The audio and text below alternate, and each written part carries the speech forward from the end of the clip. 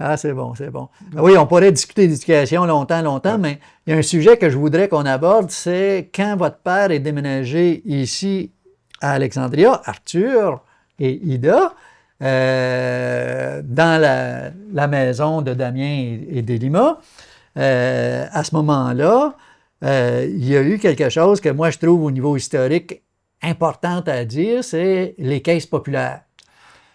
Et puis, j'aimerais que vous nous parliez un petit peu là, de ce cheminement-là. Alors, il y a Élie David, je crois, là-dedans, d'impliquer, Raymond Rochon. Oui, la Caisse Alors, je vous laisse en parler un peu. La Caisse populaire avait été fondée, je ne me souviens pas en quelle année, là.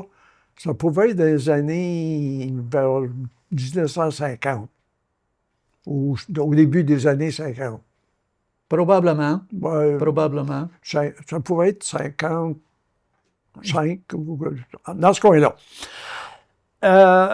Élie David, effectivement, était l'homme clé, l'homme qui avait des idées, parce que c'est lui qui a développé également le Club Fraternité, Club d'âge d'or. Ah oui? Il était le premier président. Ah bon, c'est bon. Alors, il y avait... le curé, dans ce temps-là, les curés s'impliquaient dans les caisses populaires. C'était l'abbé Breton. Ah, ben oui, je me souviens de lui. Non. Mais avant ça, quand mon père est arrivé à Alexandria, il y avait... quel âge il avait, mon père? Il avait 50 quelques années. Il était jeune, relativement jeune. Et il désirait travailler. Mm-hmm. Justement, il était entré comme concierge à l'école Perpétuel. Perpétuel Secours. Ah. C'était une école juste à côté, c'était tout près. Ah oui, tout près. C'était neuf. Ça fait qu'il a travaillé là comme concierge. Je me souviens, je allais le voir, moi, là.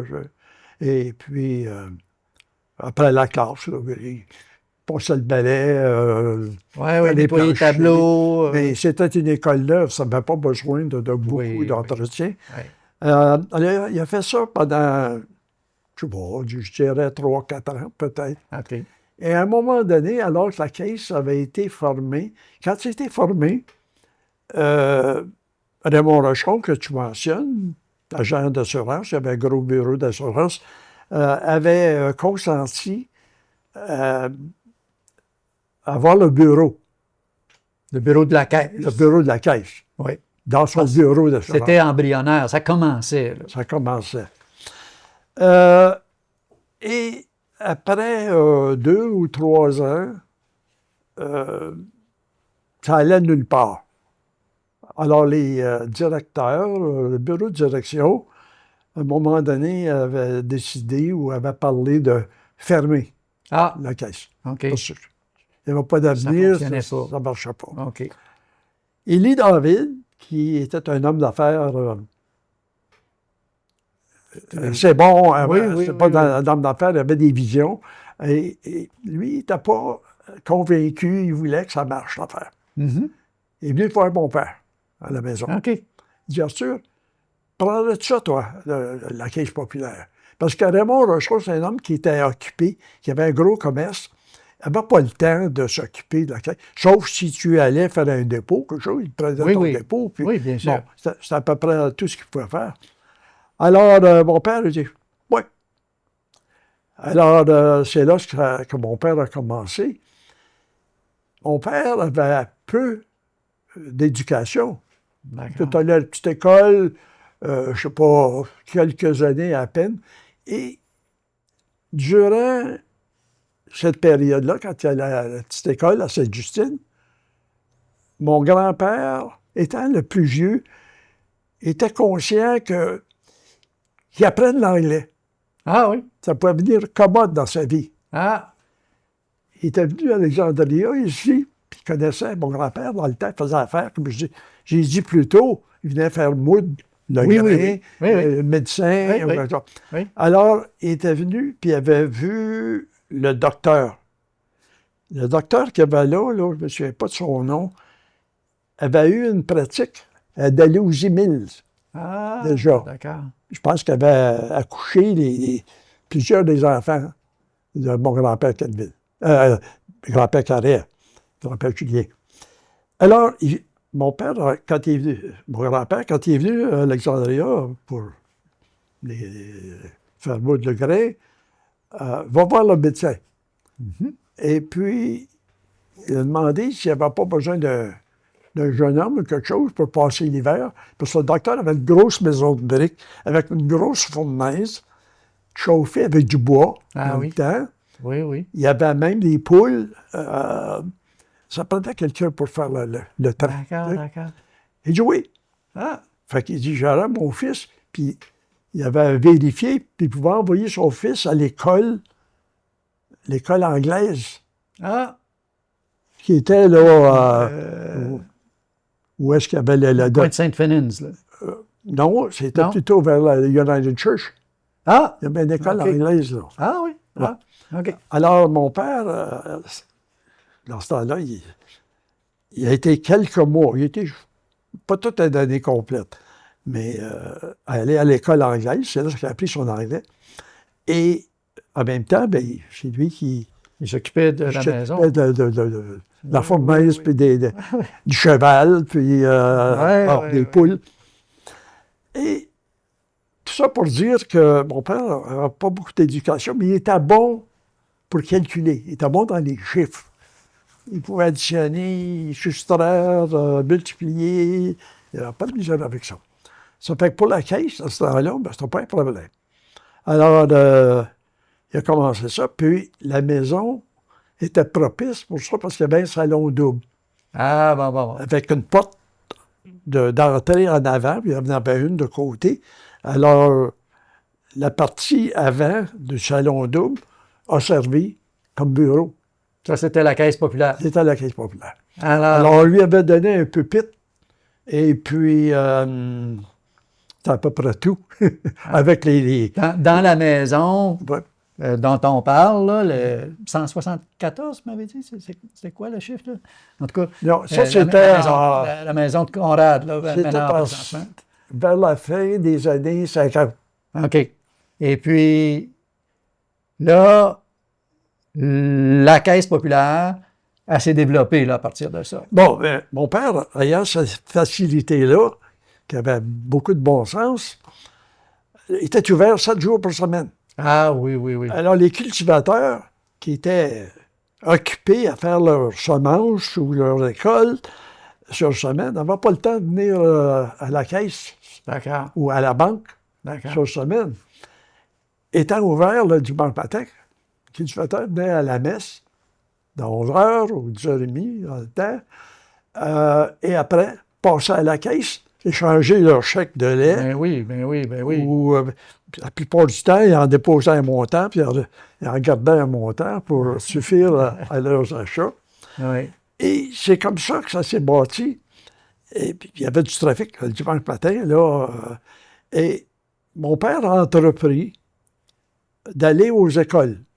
Perpétuel Secours et Saint-Joseph. OK. Le lundi matin.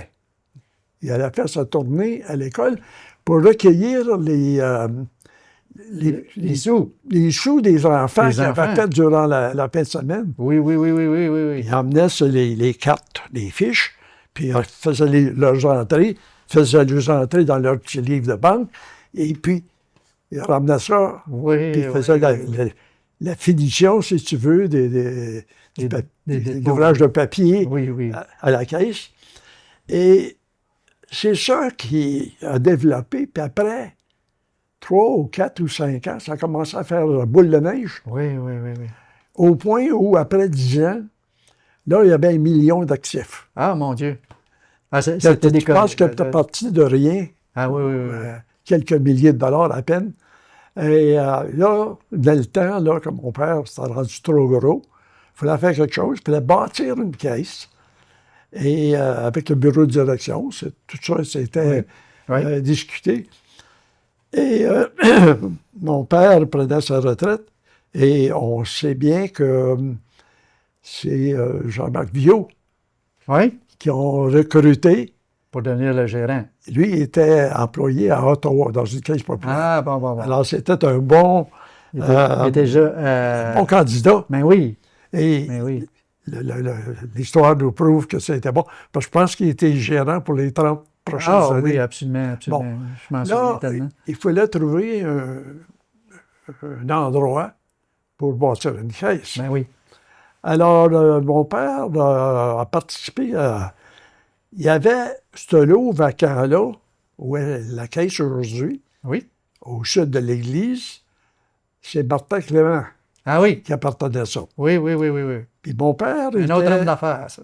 c'était un homme d'affaires et il était parent, c'était cousin avec mon père. Ah oui? Ouais. Ah. Parce que le père de Martin, c'était Raoul Clément. Oui. Il y avait le magasin général, là. Oui. C'est au coin de la Maine.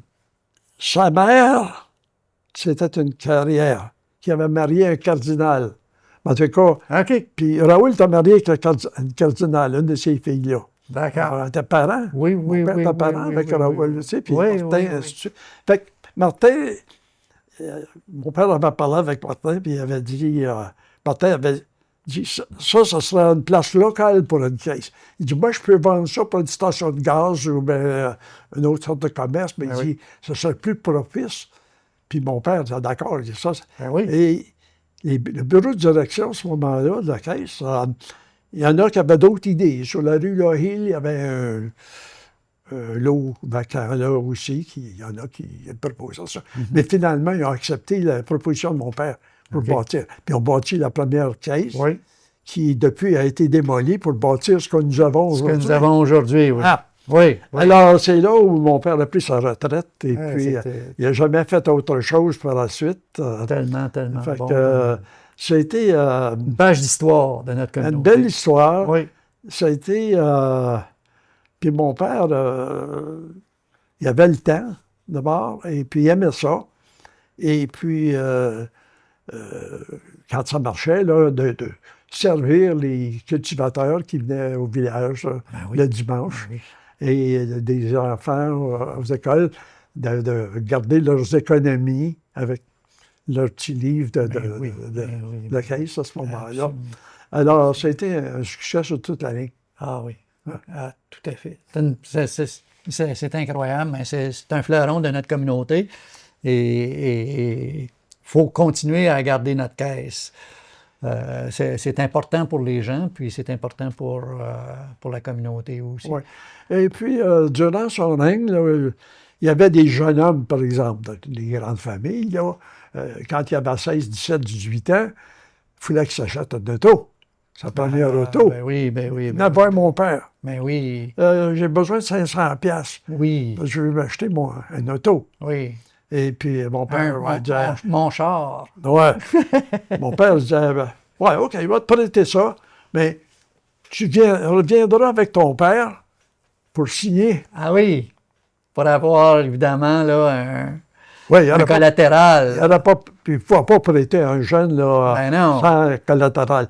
Ça fait, puis mon père connaissait pas tellement le jeune, mais connaissait le père. Ouais, ouais. Alors le jeune revenait avec le père, puis il signait le billet pour 500 ou 700 $. Oui, oui, oui, oui. Aujourd'hui, je rencontre ces jeunes-là qui ont 50, 60 ans, Oui, oui. et puis il me dit, c'est ton père qui m'a prêté l'argent pour acheter mon premier char. Ah, oui, oui, oui. Alors, c'est Ouais, c'est ouais. plaisant. Oui, c'est plaisant. Ouais. C'est plaisant, c'est tellement beau.